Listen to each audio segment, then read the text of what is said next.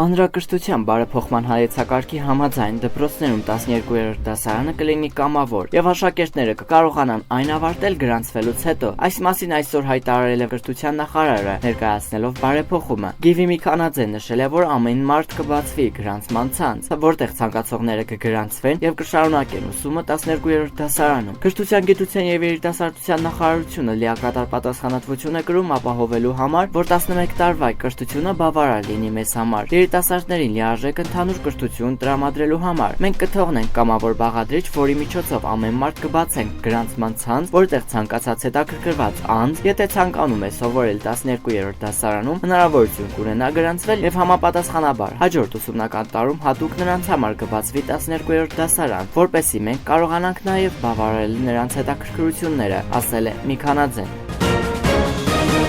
Հաջորդ տարվանից սկսած առաջին դասարան կարող են ընդունվել միայն այն երեխաները, որոնք մինչև սեպտեմբերի 15-ը կդառնան 6 տարեկան։ Միքանաձեի խոսքով որոշումը պայմանավորված է 6 տարեկանից փոքր երեխաներին կրթական գործընթացին լիարժեք ինտեգրելու խնդրով։ Պարզվել է, որ դպրոց ընդունվող 6 տարեկանից փոքր երեխաները դժվարանում են լիարժեք ինտեգրվել կրթական գործընթացին իրենց սոցիալ-հուզական ծագման եւ պատրաստվածության պատճառով, ասել է Միքանաձեն։ Նա նաեւ բացատրել է, որ նոր կանոնը կապված է նաեւ այն նպատակների հետ, որոնք նախարարությունն ունի 11-ամյա կրթական գործընթացին անցնելու վերաբերյալ։